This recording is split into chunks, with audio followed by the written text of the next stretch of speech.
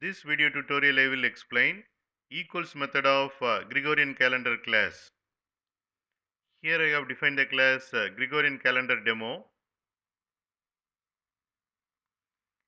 Here I have created Gregorian calendar object 1.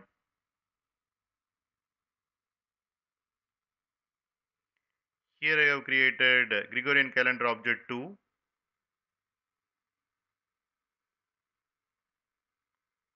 And both are equal.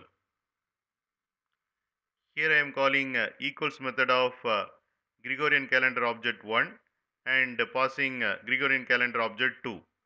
This method check if both are equals. If equals, it returns true, else it will return false. And we got true because both are equal.